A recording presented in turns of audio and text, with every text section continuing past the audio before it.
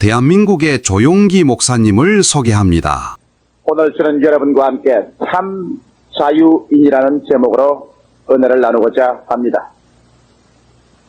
미국의 유명한 정신병학자인 토마스 A. 하리스 박사가 지은 I am okay, you are okay 라는 책이 미국에서는 일대 센세이션을 일으켰습니다.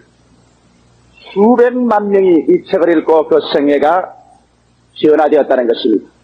그래서 이 책 저자는 주장하기를 I am okay, you are okay 라는 책은 미국 각 가정마다 성경 옆에는 그 책을 꼭 갖다 놓아야 된다고 주장할 만큼 큰 영향력을 미친 책입니다.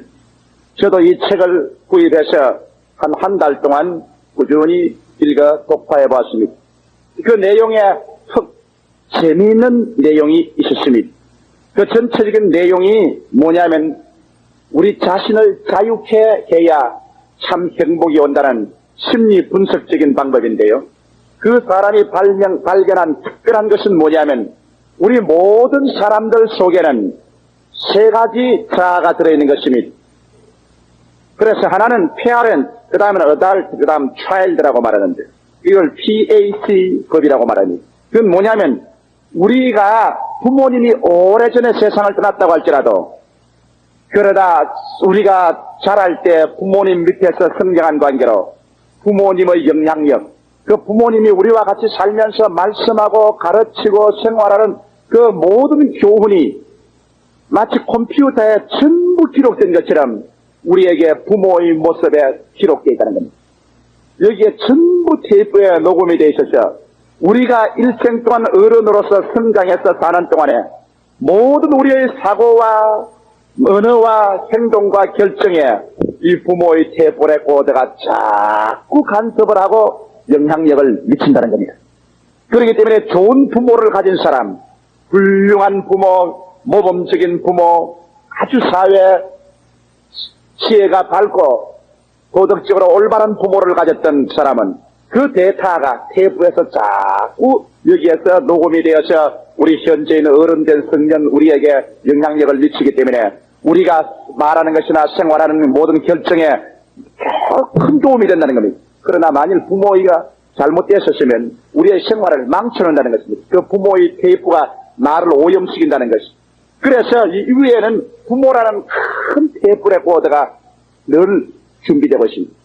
그리고 중간에는 성령된 내가 있습니다. 모든 사물을 보고 이성으로 판단하고 결정 내리는 성년이 된 어른된 내가 있고 또 이 밑에는 누가 있냐면 내가 1살서부터 5살까지 자라는 동안에 이 가정에서 느낀 모든 어린 아이가 그대로 테이프 레코더에 수록이 돼가지고서 나에게 죽을 때까지 이게 어린 아이가 들어있는 것입니다. 그러므로 여기 조용기라는 사람 한 사람이 서 있으면 조용기가 있는 것이 아닙니다. 조용기 하나만 있는 것이 아니라 조용기의 아버지 어머니가 여기에 평생토록 테이프 레코더에 담겨 있습니다. 그리고 조용기의 어린아이 때 그 당한 어린아이가 전부 여기 테이프 레코더에 수록되어 있는 것입니다. 어린아이 시절이 행복했더냐 불행했더냐 어린아이 시절에 늘 불안하고 초조하고 짓눌렸더냐 이런 어린아이의 그 체험 감정 이러한 것이 모두 다 여기에 수록되어 있습니다. 그래서 내가 이 세상에서 무엇을 하려고 하면 언제나 이 부모가 말을 합니다. 부모가 말을 하고 그럼 어린아이가 또 말을 합니다. 그래서 내 자신 어른이 이것을 분리를 못하는 사람은 이 PAC라는 이 심리학적 분석을 모르는 사람은 자기가 말을 하고도 이게 지가 어른이 말하는 것인지 아버지가 지금 시켜서 말하는 것인지 이게 어린아이가 감정적으로 억압을 해서 말하는 것인지 그걸 모른다는 것입니다. 그래서 사람이 말을 하면 자기 속에서 아버지 부모가 내린 말을 했다가 그 다음은 자기의 어린아이가 일어나서 말을 했다가 그 다음 성령된 자기가 말을 했다가 그렇게 하는데 보통 때는 괜찮지만 중대한 문제를 결정해야 될 때 또 어려운 고비에 처했을 때 이 성년된 어른이 아버지도 좋은 것은 사용하고 좋지 않은 것은 아버지 가만히 계십시오. 테이프 레코더를 중지시키고 이 어린아이도 그 감정에 좋은 것은 우리가 받아서 사용을 하고 감정이 나쁜 것은 야 가만히 있어 잠잠해 여기 네가 들어올 것이 아니야 중지시키고 성년된 어른이 언제나 사리를 판단하고 사물을 정리해 나가야 그 사람이 참된 자유인이 된다는 것입니다. 그리고 수없이 많은 사람들이 오늘날 이 성년이 자유인이 되지 못하고 끊임없이 부모에게 그 테이프 레코더에 부모의 모든 그 행동과 사고에 억압을 당하고 어린아이에게 오염을 당하고 그렇게 해서 사업을 망치고 가정을 망치고 자기 자신이 정신적 혼돈이 오고 불안이 오고 문제를 해결하지 못한다는 것입니다. 그러나 이 성년이 어른된 내가 성년이 딱 중심을 잡고서 어린아이하고 갈 때도 같이 가고 아버지 어머니하고 갈 때도 같이 가고 언제나 필요한 것은 사용하고 필요하지 않은 것은 제껴버리고 이렇게 해야 참된 자유를 얻고 참된 좋은 생활을 이루간다는 것입니다. 그 책에는 방대한 논문인데 유익된 말이 굉장히 많았습니다. 그에 이런 예들이 있는 것을 제가 보았습니다. 어떠한 사람은 성장할 때 아버지가 가난한 환경에서 자라났기 때문에 늘 하는 말이 있었습니다. 그 아이들은 말해 이 세상에 돈이 제일이야. 돈만 있으면 무엇인지 할 수 있어. 그러니까 이 세상에 뭐 정직하다, 의롭다, 나 혼자 깨끗하다 그런 것은 다 거짓부리야. 그저 기회만 있으면 돈을 벌어야 돼. 남이야 속이든 정부를 속이든 상관놀이를 하든 몰입의 노릇을 하든 돈만 벌면 죄리야. 이러한 부모의 말을 늘 듣고 자라났으니 이 어린아이가 자라서 성년이 되고 난 다음 그 부모가 이게 컴퓨터가 들어있는데 이 부모가 그 사람 보고 늘 말을 합니다. 그가 생각하는 거나 장사를 하거나 행동을 하거나 공무원이 되거나 늘 말을 합니다. 이 사람아 돈을 벌게. 돈만 벌면 죄리야. 그래 돈 버는 데는 수단과 방법을 가리지 말게. 그래서 이 사람이 생활이 어려워지고 고난 속에 들어가면 내 어른된 내가 이것을 잘 분리를 시키지 못하면 그만 자기 속에 자꾸 오염이 됩니다. 부모의 생각이 오염이 됩니다. 돈 벌게. 수단과 방법을 가리지 말게. 이렇게 되기 때문에 그만 공금도 횡령하게 되고 남의 돈도 탈취하게 되고 감방신세를 지게 되는 이런 비극적인 사태가 벌어진다는 것입니다. 또 이런 제가 그 예를 들어봤습니다. 어느 아주 좋은 집 가정의 딸인데 그 부모님이 청교도적인 가정입니다. 아버지가 늘 교훈을 하고 어머니는 빈틈없는 어머니입니다. 화분은 화분 놓은데 놓고 이불은 이불장, 책은 반드시 정리하고 집안은 아주 깨끗합니다. 그래서 어린아이들도 말 한마디도 잘못하면 반드시 말을 교정시킵니다. 그런 말을 해서는 안 돼. 우리 가문은 좋은 가문이야. 친구들하고 놀아도 이 사람아 너 친구들 우리 가문보다 낮은 친구들하고 놀면 못 쉬는 거야. 그러면 안 돼. 그리고 여자가 밤 늦게 돌아오면 안 된단 말이야. 여자들은 남자하고 그렇게 친구를 사귀고 그러면 못 쉬어. 그리고 네가 나중에 시집갈 때는 30이 넘은 남자하고는 시집을 가지 마라. 남자가 30이 넘도록 장가를 못 갔으면 그 사람 잘못된 데가 있는 거야. 그런 사람은 시집을 갔다가 내가 고생을 해. 이러한 어머니의 말, 아버지의 말이 그 마음속에 들었지. 그것은 성년이 되고 어머니 아버지를 떠나서 나왔습니다만 그의 생애 속에 끊임없이 어머니 아버지의 태불의 고대가 여기에서 놀고 있기 때문에 이 처녀가 시집을 못 가고 올드미스가 됐어. 그래서 해리스 박사에게 찾아왔을 때 해리스 박사가 가만히 물어보니까 이 처녀가 시집을 못 가는 이유가 있어요. 왜? 남자친구하고 데이트를 하려고 하면 당장 여기서 아버지 어머니 영신이 돌려옵니다. 여자가 밤늦게 놀러 다니면 못 써. 여자가 남자들하고 그렇게 친하고 다니면 못 쓴단 말이에요. 그 말 때문에 그만 움츠려지는 것입니다. 그 다음 또 이 세상에서 사회적으로 출세하고 일하려고 공부를 많이 해서 나이가 30이 넘은 사람이 생겨서 결혼을 하려고 하면 또 어머니 아버지 영성이 여기서 말을 합니다. 이 사람아 나이가 30이 넘은 남자하고 결혼을 해놓으면 평생에 불행한 거야. 30이 넘은 남자하고는 아예 교제를 하지 말게나. 어머니 아버지 태프가 또 여기서 놉니다. 그 다음에는 가정이 가난하고 가문은 좀 못나서도 성실한 청년을 만나서 결혼하려고 하면 또 어머니 아버지 태프가 또 말을 합니다. 이 사람아 우리는 좋은 가문이야. 좋은 가문에서 네가 태어났기 때문에 우리 가문보다 못한 사람하고 결혼하면 안 된단 말이야. 그래서 이 처녀는 이 음성이 이 자기의 사고가 어머니 아버지의 생각이 오염된 것을 분리를 못 시켜서 자기는 어머니 아버지 생각에 노예가 되고 말한 것이 올드미스가 됐습니다. 그래서 해리스 박사는 그거는 어머니 아버지 음성이다. 당신은 성년이 됐기 때문에 필요 없는 어머니 아버지의 음성의 소동은 제껴놓고 당신이 생각하는 올바른 생각으로서 사물을 처리해야 된다. 또 한 번은 이런 일이 있었습니다. 두 젊은 남녀가 서로 교제를 하면서 결혼을 하려고 하는데 처녀가 와서 이제 결혼 상담을 합니다. 내가 이 남자하고 결혼을 해야 되겠습니까? 안 해야 되겠습니까? 그런데 이 심리 분석학자는 반드시 세 가지를 비교해 봅니다. 모든 사람 속에 부모가 들어앉아 있고 자기가 들어앉아 있고 어린아이가 들어앉아 있으니까 그럼 부모 대 부모가 서로 같느냐? 성년과 성년이 어른과 어른이 대화될 수 있냐? 너 속에는 어린아이와 그 사람 남자 속에는 어린아이가 서로 일치가 될 수 있는가? 조사를 해봤어. 그래서 그러면 당신의 아버지 어머니는 어떠한 분이요? 그 처녀에게 물으니까 우리 아버지 어머니는 아주 정직한 분이었습니다. 아버지는 열심히 일을 하고 저녁 늦게 하더라고. 집안일은 어머니가 다 다스리는데 우리 집안은 우리 아버지가 바람을 피운 적도 없고 집안에서 큰 소리 한 적도 없고 아주 화평하고 질서 있고 어린아이들은 부모에게 순종하고 어머니 아버지는 자녀를 사랑하는 좋은 집안이었습니다. 그러면 당신 상대자의 남자의 집안은 어떻습니까? 예.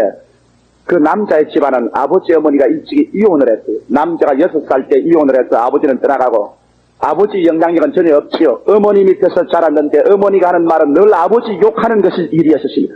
죽일 놈, 짐승 같은 놈, 그 못난 놈. 그래서 모든 아버지는 죽일 놈, 짐승 같은 놈, 못난 놈으로서 자랐었습니다. 그러므로 그 청년에게는 그 속에 있는 부모의 형상이라는 것은 완전히 찌그러졌습니다. 그러고 난 다음, 좋습니다. 내가, 이제 이 해리스 박사가 하는 말에 내가 보니까 당신 속에 있는 부모와 그 남자 속에 있는 부모가 도저히 일체가 안 됩니다. 대화가 안 돼. 그러니 그것이 벌써 결혼을 하고 나면 문제가 생길 요건이 되어 있는데다가 이제 어른된 당신과 어른된 그 사람의 참 비교해보시오. 당신은 어떠한 사람입니까? 나는 음악을 좋아하고 종교를 좋아합니다. 철학적이고 사색적입니다. 근데 그 청년은 음악이나 종교 같은 거 좋아하지 않습니다. 종교는 다 거짓 뿌리고 전부 아버지같이 거짓말쟁이다. 그러고 난 다음 나는 대학을 졸업했으나 그는 대학 1년에 중퇴를 했습니다. 그러고 난 다음 그가 좋아하는 것은 스포츠 운동이고 스포츠 차를 타는 것밖에 없습니다. 그러면 당신하고 그 사람하고도 대화가 잘 안 되겠군요. 그럼 당신의 어린아이 시절을 말해주십시오. 예, 나는 우리 어린아이 시기에 우리 아버지 어머니가 음하고 엄격했기 때문에 나는 늘 애정에 굶주려서 살았었습니다.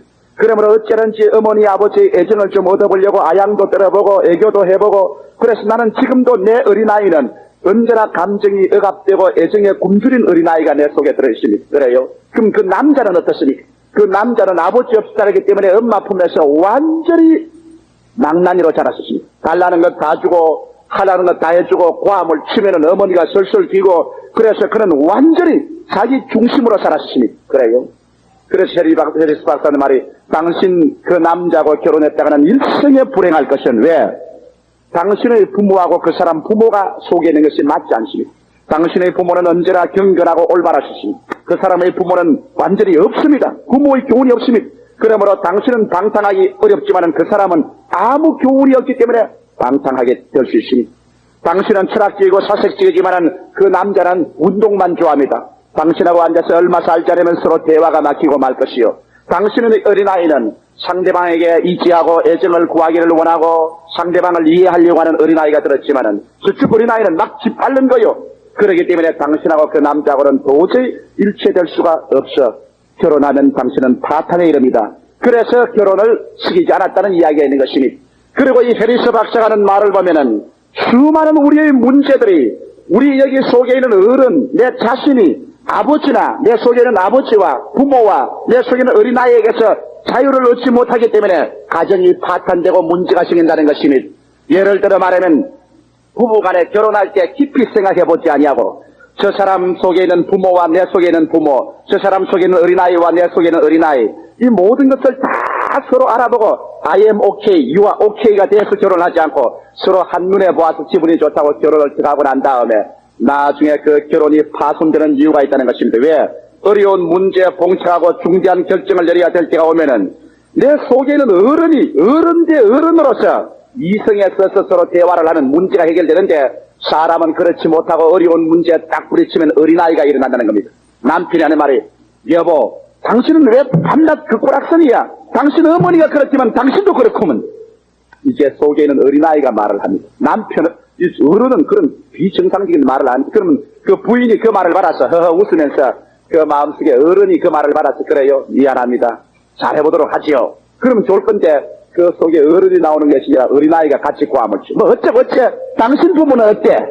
아따 당신 아버지 정말 잘 낳더라. 잔소리도 많고 아유 당신 어머니 밑에서 내가 고생한 거 생각하면 내가 빼가 갈려 그러면 뭐 어째 너 어머니는 어땠어? 너 어머니는 잘났어? 아따 너희 어머니 정말 잘났더라. 자 이제 어린아이가 일어납니다. 어린아이들이 가지고서 내 빵 쪽이 크지 그럼 아니야 내게서 크단 말이야. 내 옷이 좋지. 아니야, 너 옷이 더 좋단 말이야. 이제 어린아이가 일어나 싸웁니다. 그러면 그 부인이 말합니다.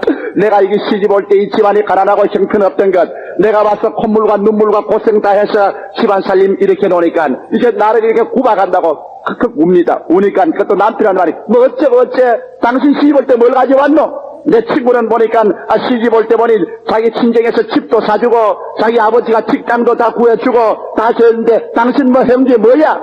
당신은 날 뭐 해줬어? 그렇게 목사님 앞에서 결혼할 때는 죽을 때까지 헤어지지 말자고 했다가 그 결과는 싸늘한 재판소에 가서 이혼 증서에 황 도장을 찍고 헤어지고 마는 겁니다. 수많은 이런 일들이 그 속에 일어나는 감정이 이건 어린아이다. 그래서 그 사람이 이 어린아이야 가만히 있어 잠잠해. 너가 일어나면 우리 가정이 파괴된단 말이야.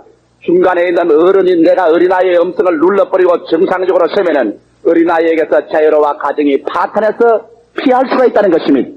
그리고 또 여기 아버지가 자꾸 말을 합니다.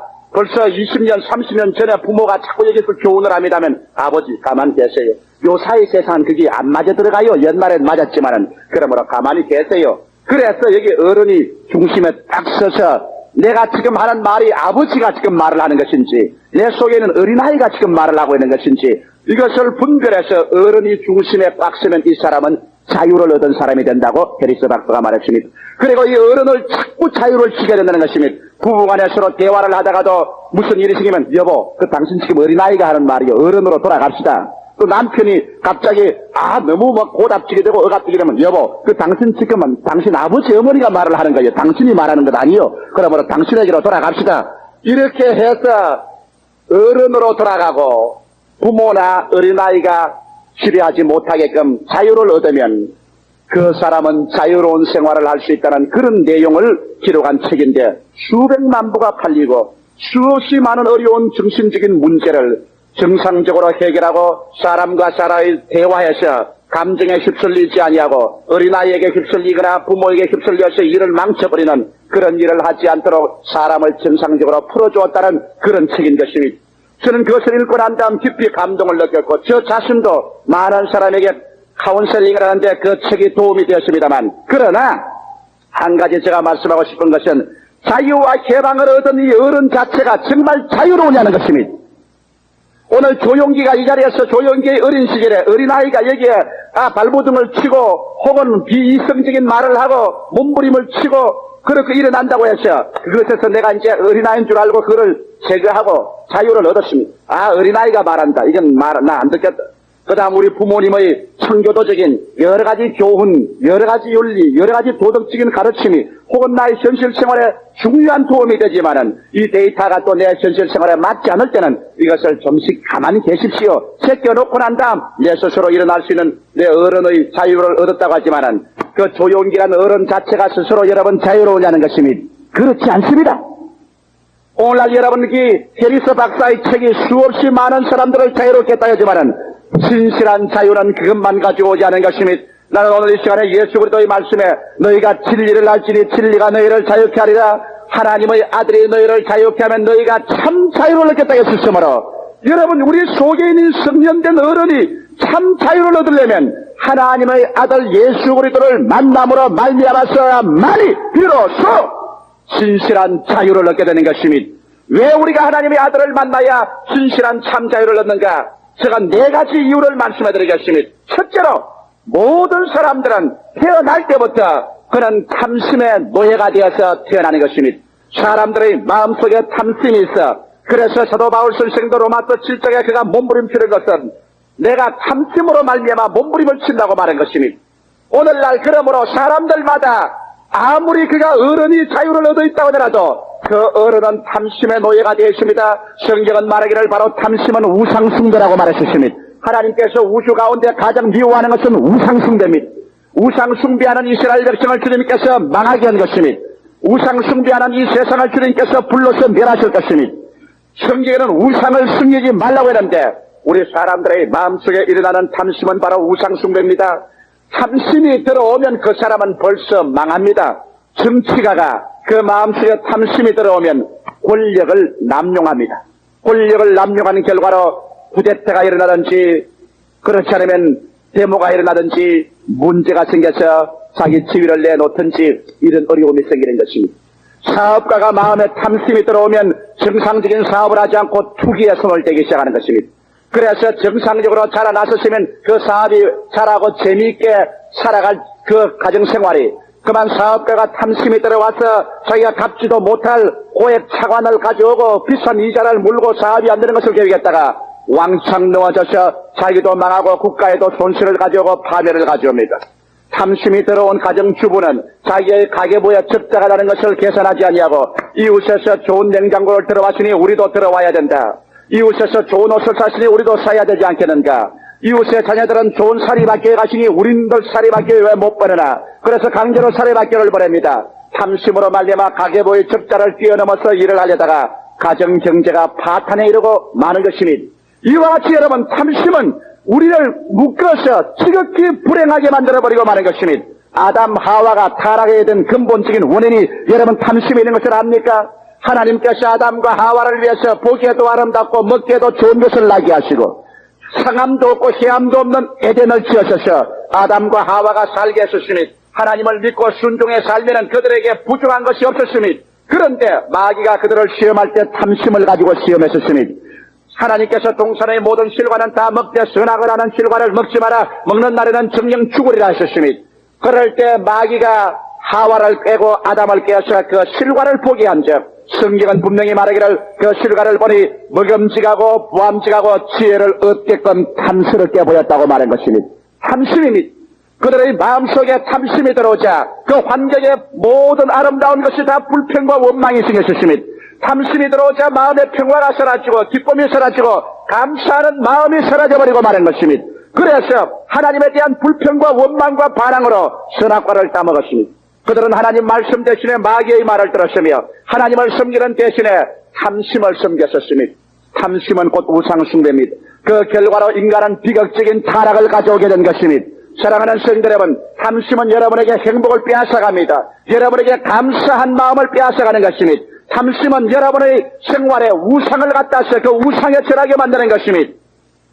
이러기 때문에 하나님께서 아브라함을 불러서 그를 믿음의 조상으로 삼을 때 탐심 문제에 대해서 여부 없이 하나님께서 쳤었습니다. 하나님께서 갈대아 우르 땅에서 아브라함을 불렀었습니다. 갈대아 우르 땅은 우상의 동리요 아브라함의 아버지 테라는 우상 장사였다고 합니다. 그런데 영광의 하나님이 나타나서 말했습니다. 아브라함아 아브라함아 너는 내 부모 전토 애비 집을 떠나 내가 내게 지시할 땅으로 가라.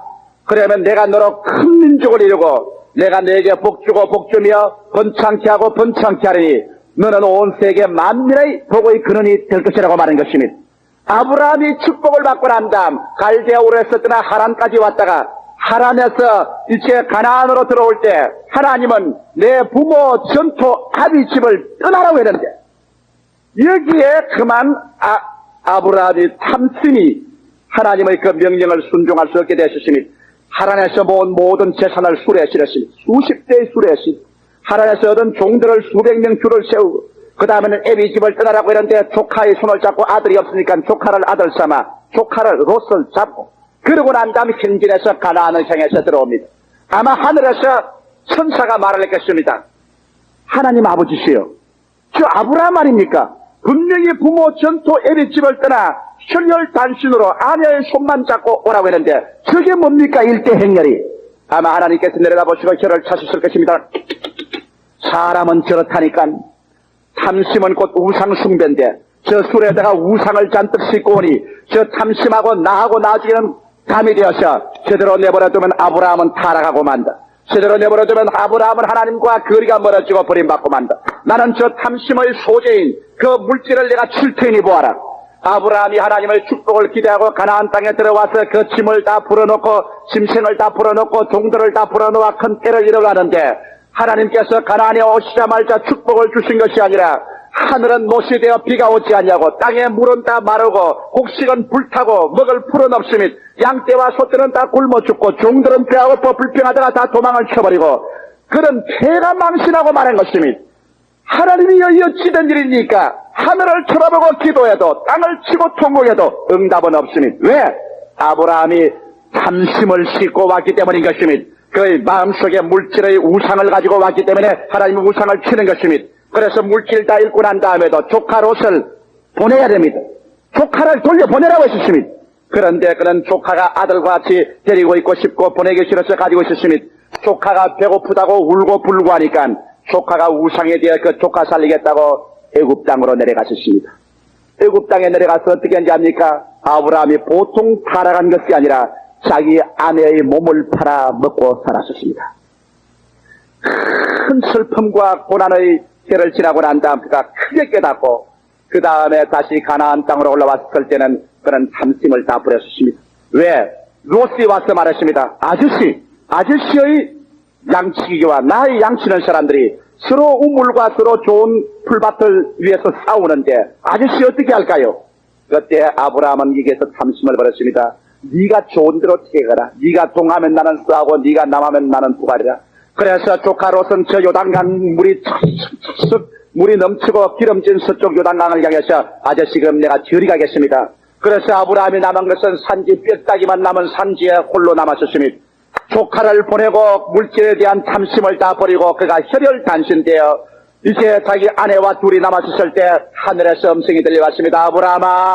아브라함아 산 위로 올라가라. 아브라함이 산 위로 올라갑니다. 중티골란에 더 올라가니 꼭대기까지 올라가셨습니다. 너의 눈에 손을 대고 동서사방을 바라보라. 내 눈이 미치는 곳까지 내가 다 너에게 주었으니 너와 내 후손에게 이것을 주었노라.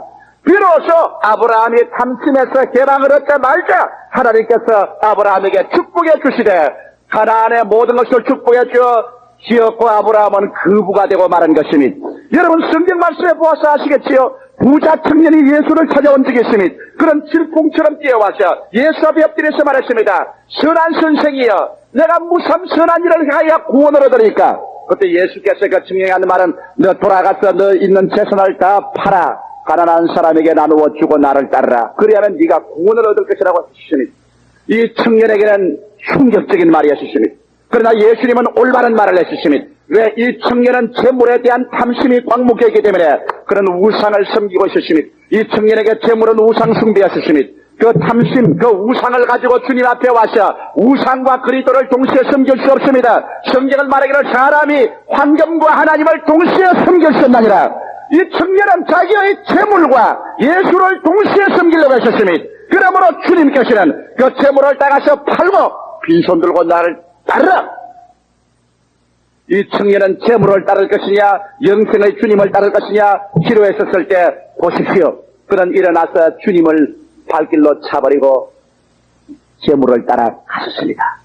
그는 서서 재물이 많은 곳으로 서서 가니 그 뒷꼭지를 바라보시고 주님께서 말씀하시다. 너희가 보았지.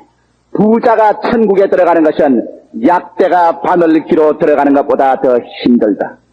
이 말을 듣고 베드로와 제자가 놀랐었습니다. 그러면 누가 구원을 얻으리까? 사람으로는 할 수 없으되 하나님께서는 하실 수가 있나니라. 이 말은 뭔지 압니까? 사람으로서는 탐심을 버릴 수가 없으되 여러분 우리가 하나님께 나와서 그 발 앞에 엎드려 주여 나의 탐심을 지하여 주시옵소서 기도할 때 주님께서만이 우리 탐심을 지하여 줄 수가 있는 것입니다. 사람으로는 할 수 없으되 하나님은 할 수 있는 것입니다. 그러므로 이 가운데 여러분께서 여러분의 탐심과 하나님을 동시에 섬길 것이라고 생각하는 사람은 잘못된 사람인 것입니다.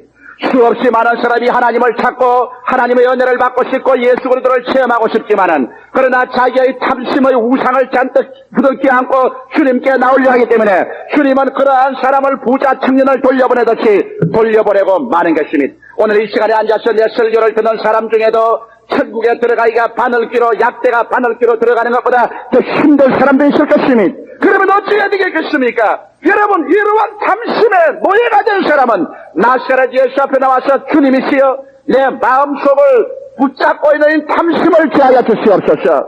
세상에 대한 탐욕, 물질에 대한 탐욕, 세상에 대한 탐심을 주님께서 꺾어 주시옵시고 주여 그 발 앞에 내가 엎드리니 나를 자유케 하사 구원하여 주시옵소서. 성경은 약속하기를 하나님의 아들이 너를 자유케 하면 너희가 진정코 자유를 얻으라고 말씀한 것입니다.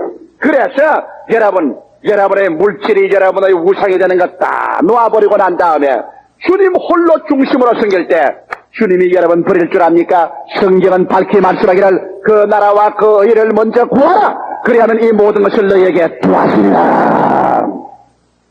우리 하나님께서는 당신이 하늘에서 부어준 축복으로 자녀들이 성장해서 물질을 가지고도 하나님이 주신 것이라고 기뻐하기를 원하지, 세상에서 얻어서 그것이 탐심이 되어 우상이 되어서 내가 혹시 예수 믿다가 물질에 손해가지 않을까 해서 조금만 손해가면 하나님 내 발길로 차버리고, 조금만 하나님 사업에 물질 내놓으라면 또 하나님 앞에 대항하고 발길로 차고, 이러한 사람을 하나님께서는 원치 않은 것이니, 이러므로 오늘 승인된 여러분과 내 자신이 참된 자유를 얻고 행복하게 살려면 탐심에서 자유를 얻어야 되는 것이니, 탐심 없이 아내를 사랑하는 남편, 탐심 없이 남편을 사랑하는 아내, 탐심 없이 자녀를 사랑하고, 자녀는 부모를 사랑할 때 무슨 재산 상속이나 주지 않았냐 하는 탐심을 가지고 부모를 생각하지 말고 탐욕에서 벗어나 참된 자유 가운데서 부모의 사랑, 부모 자식의 교제가 이루어질 때 거기에 참 행복이 다가오는 것입니다. 둘째로, 성년된 우리가 참 자유를 얻기 위해서는 죄의 습관에서 자유를 얻어야만 되는 것입니다. 우리가 모두 다 죄인 아닙니까? 죄인 아닌 사람이 누가 있습니까? 성경에는 모든 사람이 죄를 범하였으니 하나님의 영광에 이르지 못하느니라고 말씀하셨습니다. 죄를 짓지 않은 의인은 한 사람도 없습니다. 그러나 예수 그리스도의 십자가 앞에 나와서 예수의 보혈에 우리가 목욕하셨을 때 예수의 피로 말미암아 우리는 죄책에서 놓여났습니다만, 죄책에서 놓여났어도 죄악의 습관이 우리 속에 참호를 파고 들어앉아서 자꾸 죄 속으로 끌어가는 일이 많습니다. 그러기 때문에 바울 선생이 말하기를 내 마음으로는 하나님의 법을, 육신으로는 죄의 법을 승리노라. 오라 나는 공고한 사람이로다. 이 사망의 몸에서 누가 나를 건져내려고 하는 것입니다.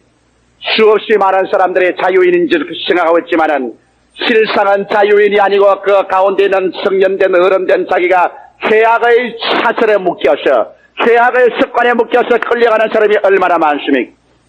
저는 아주 무죄하고 그것은 죄가 아니라고 한 것에도 묶여서 그런 하나님을 멀리 떠나는 사람 보았습니다. 여러분, 요사이 이 고급 사회에서 유행하는 낚시. 한 가정에서 예수를 믿었습니다. 그 남편도 예수를 믿었는데, 이 남편이 수요일 날은 교회를 나오는데 주일날은 안 나와요. 그래, 왜 주일날 안 나오는가 하고서 집에 가서 물어보니까 주일날은 낚시를 간답니다.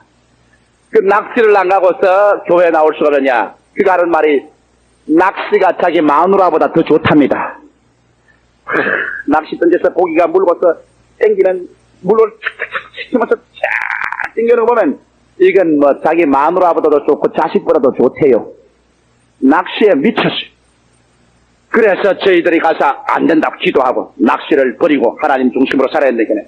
그 다음부터 고민을 합니다. 주일날 아침 4시쯤 되면은 낚싯대하고 낚시통을 잡고서 앉아가지고서 고민을 합니다. 낚시를 가야 되나, 교회를 가야 되나, 낚시를 가야 되나, 교회를 가야 되나. 이러한 것도 여러분 자유를 묶어놓는 것이 되고 마는 것입니다. 그런 기업고 주 예수 그리스도 앞에 기도하고 난 다음에 하나님을 먼저 섬겨야지 낚시를 섬길 수 있냐? 그는 낚시를 오랫동안 타당화했습니다. 내가 주일날 교회 나왔는데 아니요 목사님, 나는 호수에 가서 낚시를 그래놓고 있으면서 명원차 예배를 봅니다. 그런 거짓말이 세상에 어디 있어요? 죄악을 타당화하면 그 죄에서 노예나 받지 못합니다. 그는 기어코 낚싯대를 끊어버리고 그는 교회에 나오게 되고 훌륭한 하나님의 자녀가 되셨습니다. 나는 또 한 가정을 보았어요. 그 가정은 이상하게 비만 오면 교회 나오거든. 비만 안 오면 교회를 안 나와요. 이상하다. 비 오는 교인이다 저 사람은. 비만 오면 교회 나온. 그래 나중에 물어보니까 비가 오지 않은 날에는 부부간에 등산을 가요. 등산에 미친 사람들이라. 오라 산에서 살고 산에서 죽고 싶도다 이런 사람들이라. 그러니 비만 안 오면 그냥 산에 올라가. 그래서 내가 그분 보고 말했습니다. 산에 올라가는 것이 건강상 좋기는 하지만은 주일날을 거룩히 섬기고 일주일 중 하루 하나님을 섬겨야 되는데 성경에 말하기를 말세가 되면 될수록 너희가 모이기를 피하는 어떠한 사람처럼 하지 말라고 했는데 하나님의 성전에 모여야 될 것 아니요? 성경에 또 너희 두세 사람 모이는 곳에 나도 너희 가운데 있겠다고 했으니 예배를 먼저 보고 하나님 섬겨야 될 것이 아니요? 아이고 목사님은 그렇지 않습니다. 우리 부부간에요 산에 올라가서 큰 산꼭대기에서 푸른 하늘 바라보고 넓은 눈 바라보고 할렐루야 그렇게 합니다. 멋있는 예배를 드립니다. 그래서 당신 지금 그 말하는데 양심에 거리낌이 없어요. 정말 그게 정직한 양심을 사는 말입니까? 정말 하나님 앞에서 정직해야 하는 말입니까? 그러니까 고개를 들어 보십시오. 당신 타당화하고 변명하는 것이 그게 정직한 말입니까? 그 우상에서 당신 끊어야 된다. 그것이 죄악의 뿌리입니다. 그로 말미암아 신앙은 떨어지기 시작하는 것입니다. 어떠한 가정의 한 가정은 그 부인 부부간에 다 예수를 믿고 회개를 했는데 그 부인이 이기지 못하는 죄가 하나 있습니다. 요겁니다. 남편이 월급만 타오면 요거를 합니다. 그래서 그냥 홀짝 날려버리지. 어떤 때는 또 좀 벌어오기도 하지만은 어떤 때는 홀짝 날리고 그냥 눈에 핏대가 남편이 그 부인 앞에 꿇어 앉아가지고 두 손을 가 빌고서 여보 제발 살려줘 제발 당신이 이렇게 하면 어떻게 하나 내가 당신하고 이혼하고 싶어도 자식들이 이렇게 있으니 이혼도 못하고 이걸 어떻게 하나 제발 살려줘. 그럼 부인이 또 같이 울어요. 같이 울고 남편이 또 데리고 오면 교회 와서 내게 또 안수를 받아요. 안수를 받아도 소용이 없는 것이 그 중심에 자기가 이렇게 하는 것이 죄라는 것을 인정하고 타당화를 하지 말아야 되는데 그가 하는 말이 늘 이러거든. 이게 뭐 죄입니까? 취미로 하는 것인데 재미로 하는 것인데 뭐 그렇다고 잘못해서 남편 한 달 월급 날려 늘 또 그게 뭐 죄입니까? 그럽니다. 죄로서 인정하지 않고 타당화를 합니다. 그래가지고서 밤새도록 이걸 하니 그 다음에는 빚을 태산같이 안게 되고 그러면 남편이 뭐 밑빠진 쪽에 물 붓기로 장사를 해봤자 소용이 없습니다. 가정이 파탄치기입니다. 그가 교회도 옵니다. 찬송도 하고 예배도 보죠. 구원은 받았는데 그 죄의 참호 속에 들어있는 그 죄를 파내야 됩니다. 파내지 않고는 그는 포로된 사람입니다. 아마 지금쯤은 그가 그 죄를 잊었는지 모르겠지만 그는 그 죄를 죄로 타당화하지 않기 때문에 그 가정은 파탄되고 말았습니다. 여러분 죄라는 것이 그렇게 쉬운 건 아닙니다. 죄에 포로된 자는 자유가 없습니다. 내 신앙상담에 어떤 우리 교회 착실히 나오는 분 한 분 나와서 신앙상담에 앉지만은 앉자마자 두 말도 안 하고 저희 가슴에서 목사님 나 살려주소. 그래서 아니 무슨 말을 해야 살려주지 말도 안 하고 가슴만 치면 이게 목사님 나 구원을 받았어요. 나 은혜도 받았어요. 참 좋아요. 그런데 내가 술 먹는 마귀에 들렸어요. 그래서 그 뭐 사회생활 하자면 한두 잔 마실 수도 있지 뭐 그것 때문에 그렇게 아이고 목사님 한두 잔 마시면 문제가 아닌데 나는 방 안에 하나님도 못 보고 사람도 못 보게 문 딱 닫아놓고 막 병채로 들이킵니다. 막 병을 가지고 부어 넣어요. 목사님 한 병 하나만 부르게 하면 두 병 세 병 있는 대로 다 부어 넣습니다. 목사님 나는 어떻게 해야 됩니까? 그는 자유인이 아니었습니다. 그는 수입도 괜찮은 사람이고 사업도 꽤 잘하고 자기 부인도 있고 자식도 있고 교회도 나와서 구원을 받았습니다만 죄의 포로였습니다. 술 먹는 습관의 포로였습니다. 우리가 기도하고 그는 그것을 죄로 인정했습니다. 타당화하지 않았습니다. 나는 죄인입니다. 그러고 난 다음 기도하자 그 술이 떨어지고 마는 것입니다. 그는 자유인이 되어버리고 마는 것입니다. 그는 자유를 얻은 것입니다. 여러분 수많은 사람들이 예수 믿고 구원을 받고 난 다음에도 사잘구레하게 성잘 내는 것 남의 흉잘 보는 것 거짓말 잘하는 것 그런 이러한 것들이 죄로 인정을 하지 않습니다. 그러나 이런 것들이 여러분의 자유를 구속합니다. 자유가 없는 사람은 참 행복한 생활을 할 수 없습니다. 성경은 요한일서 3장 8절에 말하기를 죄를 짓는 자는 마귀에게 속하나니 마귀는 처음부터 범죄함이니라 하나님의 아들이 나타나신 바 되었으니 마귀의 일을 멸하려 하시려고 말하셨습니다. 오늘 이 시간에 여러분이 감추인 죄가 있으면 하나님 앞과 사람 앞에서 감추어놓은 죄가 있으면 여러분은 그 죄의 습관에서 자유를 얻어야 되는 것입니다. 그 죄의 습관을 그대로 내버려 둔 이상 여러분은 참 자유를 얻을 수가 없습니다. 여러분 이런 죄를 가지고 주 예수 그리스도 앞에 나와야 되는 것입니다. 예수님 말씀하시기를 하나님의 아들이 너희를 자유케 하면 참 자유를 얻을 것이라고 말한 것입니다. 여러분 하나님의 아들은 여러분의 약점을 압니다. 여기 뒤에 앉아 계신 우리 최 목사님과 내가 잘 아는 것이 있습니다. 모신학 지금부터 한 근 10년 가까이 되었지. 모신학대학교 졸업반에 있는 사람이 우리 사무실 차디찬 콘크리트 바닥에 엎드려서 통곡을 하고 울 때 최 목사님하고 나하고 안수된 기억이 납니다. 그렇죠? 기억나죠? 기억난다고 그랬어요. 왜 이 청년은 구원을 받고 신학까지 댕기면서 음란마귀에 잡혀있죠. 한 달에 몇 번이고 종로 3가에 갑니다. 종로 상가에 갔다 와서는 신학교 기숙사에 와서 가슴을 치고 몸부림을 치고 옵니다. 그러나 그 음란 마귀에 이기지를 못합니다. 그런 와서 말이 목사님 나도 신학교를 이제 졸업받고 목회를 나가야 되는데 나는 이 귀신에 이기지 못합니다. 이거 죽을 지금 이를 어떻게 합니까? 그런 죄를 숨기지 않으셨습니다. 죄를 감추면 불쌍히 느낌을 받지 아니합니다. 죄를 고백하면 긍휼함을 입습니다. 그가 죄를 자백하고 이거는 마귀니 건져달라고 하십니다. 자기 힘으로 못 이기니까. 그래서 저와 우리 최 목사님이 합쳐서 그 마귀를 쫓았습니다. 그는 그 마귀에서 떨어져 나와 아주 놀라우게 자유를 얻으셨습니다. 그는 오늘 서울 변두리에서 목사로서 훌륭하게 목회를 하고 있는 것입니다. 사람은 자유를 얻어야 되는 것입니다. 이러므로 오늘 이 시간에 우리가 죄의 습관에서 자유를 얻지 못하고 감추고 있다면 여러분과 나는 참 자유인이 아닌 것을 알아야 되는 것입니다. 셋째로 우리는 삶의 불안과 공포에서 자유를 얻어야만 되는 것입니다. 성경은 말씀하기를 말세에는 고통하는 때가 이르리라고 말한 것입니다. 오늘날 여러분과 나의 환경 가운데 홍수처럼 고통하는 때가 우리에게 다가오고 있습니다. 여러분, 석유 파동이 일어나자 춥고 교회도 춥고 집에도 춥고 산업이 마비가 되고 월남 전쟁이 도로 일어난다고 하고 중동 전쟁에 다시 불 붙을 것 같기만 하고 물가는 천정 모르게 뛰어오르는데 월급은 같이 따라 올라가지 아니하고 만성적으로 가계부는 자꾸 적자만 허덕이니 이렇게 해서 어떻게 살겠는가? 우리는 현실적인 생활을 바라보게 될 때 우리 삶의 불안과 공포가 점점 밀물 밀듯이 우리에게 다가오는 것을 피할 수가 없습니다. 그러므로 오늘날 세상에는 염려와 근심과 불안과 초조와 절망, 이것이 오늘날 정신적인 노이로제병에 대해 편만하게 사회를 안개처럼 덮고 있는 것입니다. 어떻게 하면 우리가 삶의 불안과 공포에서 자유를 얻을 수가 있는가?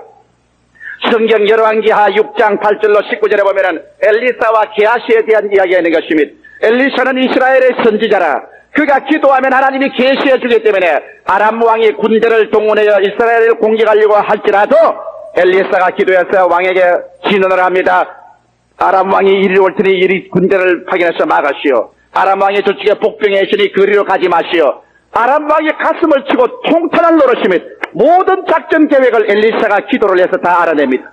그래서 그는 자기의 군대에게 명령을 내리셨습니다. 엘리사를 잡아라. 엘리사를 포로 잡아라. 그런데 그 정보부에서 소식이 왔습니다. 엘리사가 도단성에 있나이다. 왕은 전 군대를 동원하여 도단성을 밤새도록 몇 겹으로 에워싸셨습니다.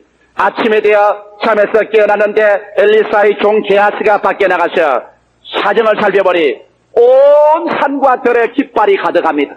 엘리사가 포로가 됐습니다.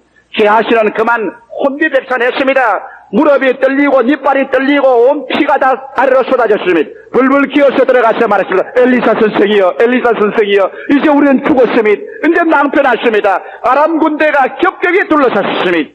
그때 엘리사는 잠시 묵상하고 기도하더니만 얼굴을 들어 웃으면서 하는 말이, 이 사람아, 우리하고 계시니가 저들보다 더 많다.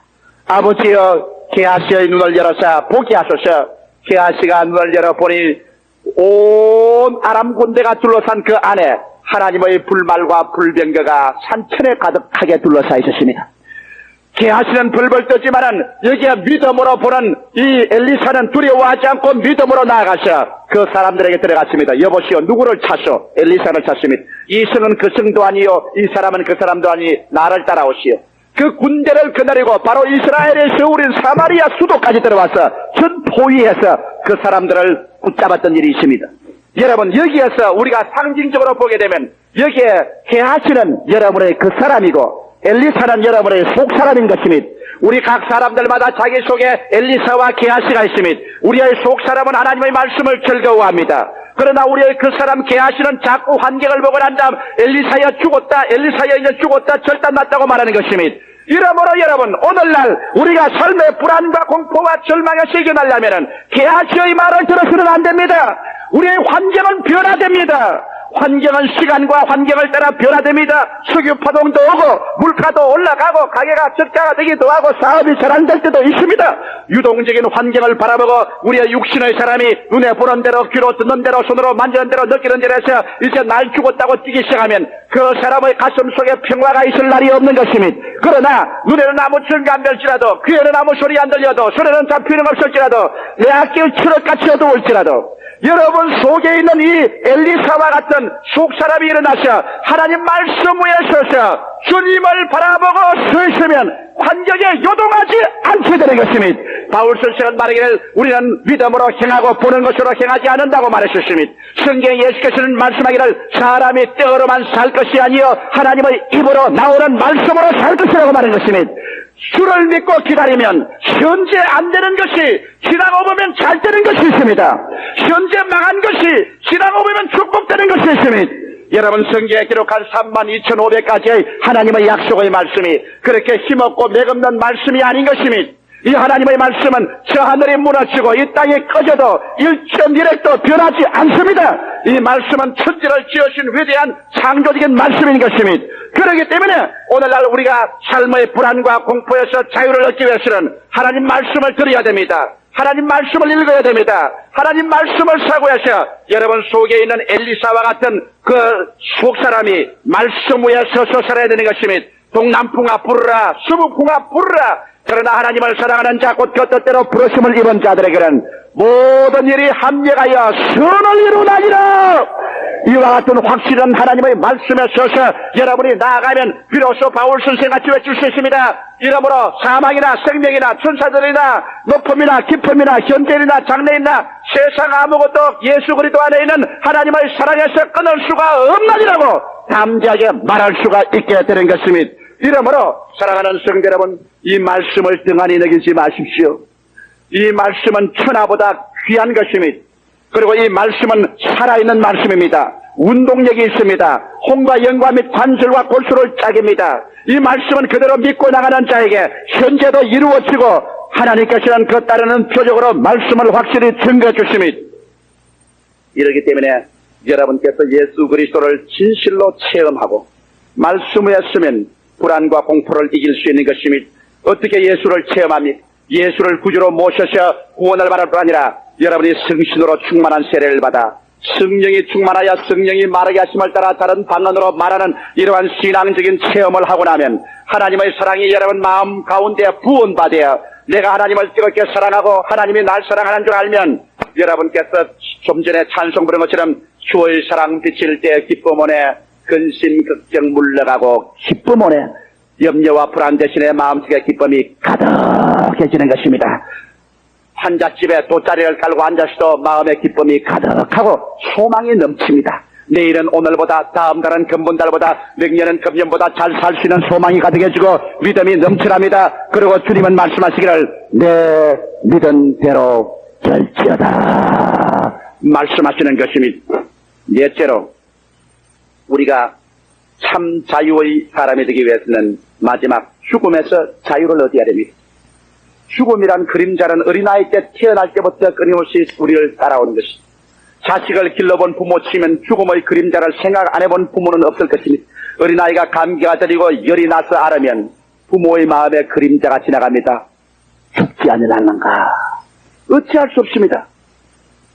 나는 그런 생각이 가끔 납니다. 우리 집사람이 갑자기 많이 아파서 열이 펄펄 나니까 야 이거 호랩이 안 될라나. 사람이 자기의 죽음도 죽음이겠지만 자기의 아내나 남편이나 자식을 가진 사람은 언제나 죽음의 그림자가 아말리에 우리의 모든 인격을 형성해 나가는 불안과 공포의 원인이 되는 것입니다. 이러므로 우리가 죽음에서 자유를 얻지 못하면 우리의 자유는 헛된 것입니다. 부귀 영화를 아무리 쌓아놓는다고 할지라도 병들고 죽어버리면 그것이 무슨 소용이 있겠는 것입니까? 이러므로 오늘날 우리는 죽음의 허무와 절망에서 자유를 얻어야 됩니다. 누가 이 자유를 주겠습니까? 철학적인 말이나 문학적인 수식으로 위로를 줘도 소용없습니다. 그러나 나사렛 예수께서는 하나님의 아들로 이 땅에 오셔서 육신을 쓰고 오시사 역사와 인간 경험 안에서 그는 십자가에 못 박혀 죽으셨고 사흘 만에 무덤을 파헤치고 부활하셔서 승천하셨습니다. 그리고 난 다음 그는 하늘에서 부활한 증거로서 성령을 물붓듯이 부어주고 있는 것입니다. 내가 가면 성령을 보내려고 하는데 예수님 가시기 전에 이렇게 성령이 온 적이 없는데 오늘날 성령을 물같이 부어주심으로 예수께서 부활하셔서 아버지의 보좌 우편에 앉아 계신 것을 우리에게 보증해 주고 있으니 그러므로 예수께서 말씀하기를 그날에는 내가 살겠고 너희도 살 것이라. 나는 부활이요 생명이니 나를 믿는 자는 죽어도 살겠고 살아서 나를 믿는 자는 영원히 죽음을 보지 아니하리라고 말씀하고 있는 것입니다. 저는 내가 본 성도 중에 죽음을 초월한 가장 위대한 성도 한 사람이 내 마음에 사라지지 않습니다. 제가 전라도 김제에 가서 부흥회를 하다가 그때 저희 설교를 듣고 구원받은 자매님입니다. 70고기가 넘은 자매님인데 열심히 서대문 교회 서울에 올라와서 나왔습니다. 청춘 과부가 되어 세 딸을 길렀는데 여러분 세 딸을 모두 다 이과대학에 두 딸을 모두 다 이과대학에 졸업을 시켰습니다. 그 사위들도 다 의사입니다. 과부가 혼자서 두 딸을 여러분 의사를 만든다면은 얼마나 고생했다는 것을 알 수 있습니다. 정말 머리가 팥불이 되고 손톱이 다 벗겨지고 이 세상에 인간으로서 할 수 있는 고생은 다 해서 자식들을 공부를 시켰습니다. 근데 제가 하와이에서 부흥회를 하고 오니까 비행장에서부터 그냥 그 자녀들이 와서 병원에 빨리 와달라고. 우리 어머니가 입원했는데 죽게 되는데 조 목사만 노래처럼 부르고 있으니까 빨리 와달라고. 그래서 제가 병실에 들어가니까 뭐 전부 딸도 사위도 다 세브란스 병원 의사니까 즉실에 좋은 데 있어.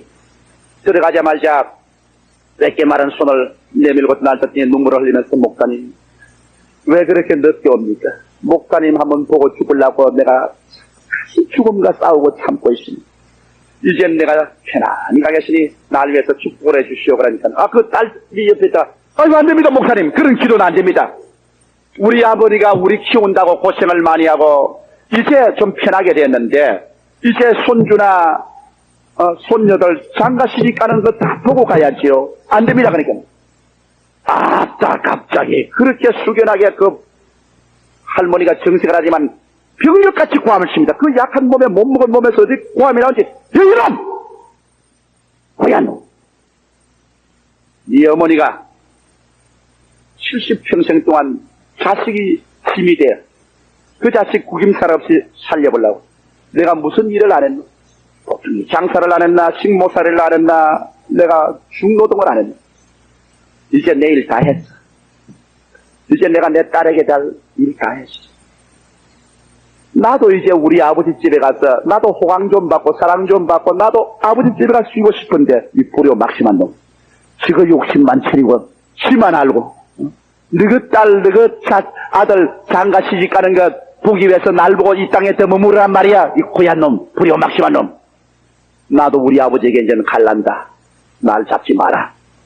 그러니 나를 보고 하더니 목사님 성경에 목사님 주일날을 설교하는 건 내 마음속에 다 간직하고 있습니다.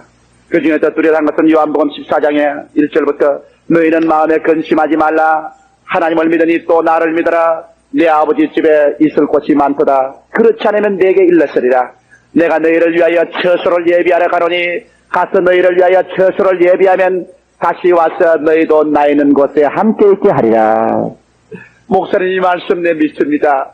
나는 이미 마음속에서 천당이 보입니다. 죽음은 나는 아무것도 없습니다. 내 아버지 집에 함께 계시니 기도해 주십시오. 그 딸들이 울고 사위가 우는 데서 제가 손을 잡고 다른 기도를 할 수 없습니다. 아버지 귀한 딸을 눈물과 죽음의 골짜기인 세상에 보내시사 살게 하시고 이제 주님 평안으로 가기를 원하니 예수 그리스도의 보혈 가운데서 편안히 받아주시옵소서. 그 부인의 할머니의 얼굴에 영광이 가득 차고 주름살마다 영광이 가득 차고 그런 할렐루야를 부르면서 천국으로 떠나가셨습니다. 죽음을 이긴 승리. 여러분 얼마나 위대한 승리입니까? 그 할머님 속에 만일 이와 같은 영광스러운 승리가 없었더라면 딸 이제 다 출세시켜서 이제 잘 살게 되고 손주 소녀 다 봤는데 내가 한시라도 더 살아야지 얼마나 발부둥을 쳤겠습니까? 그러나 그에게는 이 땅은 이미 다 희미하고 그런 광명한 천국의 빛이 그의 얼굴에 환하게 보였기 때문에 그는 이 땅에 미련 없이 들어갈 수 있는 죽음을 초월한 죽음에서의 자유를 얻은 것입니다. 그러므로 고린도 후서 5장에 바울 선생은 말씀하기를 만일 땅에 있는 우리의 육신의 장막집이 무너지면 손으로 짓지 아니한 영원한 집이 우리에게 있는 줄을 우리가 안다고 말씀하셨습니다. 바울은 자기가 한번 삼청춘에 셋째 하늘에 끌려 올라간 체험을 하고 난 다음에 그런 빌립보서에 말하기를 내가 두 사이에 끼었으니 차라리 육신을 떠나 그리스도와 함께 있을 욕망을 가진 것이 더 좋다고 하늘나라 올라가기를 사모한 것입니다. 사랑하는 성도 여러분, 지금 여러분 이 자리에 앉아 계시지만은 우리 이 자리에 앉은 여러분과 나 모두 다 빌려온 시간에 빌려온 대지 위에 빌려온 육신의 인생집을 짓고 삽니다. 언제 전세 기한이 끝나면 여러분과 나도 며칠 후 세상 슬픔의 요단강을 건너 떠나가야 될 것인 것입니다. 이 땅에 우리의 영원한 집은 없습니다. 우리는 다 생연과 나그네인 것입니다. 죽음을 이미 뛰어넘어 저 하늘나라의 눈물과 근심과 탄식과 고통과 이별이 없는 곳에 내 하늘나라를 이미 가지고 소유하고 나가는 그 사람에게 이 세상에 남은 여생도 멋있게 살 수 있는 것입니다. 이미 이 땅이 미련이 없고 저 하늘나라에 내 확실한 집이 있는 그 사람이 이 땅에 지나갈 때 구경도 멋있게 하고 삶의 하나하나 순간도 영원한 내 죽은 것이 아니기 때문에 음미해가며 사랑해가며 내 부인도 내 남편도 자식도 우연의 일치로 만나서 다 한시 동안 같이 여행을 하기는 내가 나그네니 좀 언짢아도 서로 사랑하고 좀 귀찮아도 서로 불쌍히 여기고 여행의 동료로서 우리는 살아가고 살 수가 있을 것입니다. 이러므로 오늘날 우리 사람들은 참 자유, 이것은 해리스 박사가 말한 부모의 영향력과 어린아이의 영향력이 평생도록 내게 오염을 시켜서 나에게 자유를 빼앗는다고 하지만은 부모의 영향력과 자녀의 어린아이의 영향력을 다 폐지해놓고 정상적인 내 어른이 자유롭게 되어 부모의 데이터를 사용하고 어린아이의 모든 그 경험을 사용하고 이를 분리해서 내 자유자재로 어른으로서의 산다고 할지라도 그 어른이, 그 성년이 함심에서의 자유를, 죄의 습관에서 자유를, 삶의 불안과 공포에서 자유를, 죽음에서의 자유를 갖기 전에는 진실로 참 자유를 얻은 남편과 아내와 부모와 자식과 사회인이 될 수 없는 것입니다. 오늘 이 시간에 여러분 참 자유를 얻은 그 남자만이 우김살 없는 멋있는 남편이 될 수 있습니다. 참 자유를 얻은 그 아내만이 진실한 아내가 될 수 있습니다. 참 자유를 얻은 부모가 올바른 부모가 되고 자녀가 되고 사회인이 될 수 있는 것입니다. 오늘 여러분은 자유를 얻으셨습니까? 여러분은 정말 참 자유인입니까? 나사렛 예수 그리스도 앞에 나오지 않은 사람 치고 자유인이 한 사람도 없습니다. 수고하고 무거운 짐진 자들아 다 내게로 오라. 내가 너희를 편히 쉬게 하리라. 하나님의 아들이 너희를 자유케 하면 너희가 참 자유를 얻을 것이라. 기도드리겠습니다. 할렐루야. 아멘. 목사님 감사합니다. 구독과 좋아요는 제작하는 데 힘이 됩니다. 감사합니다.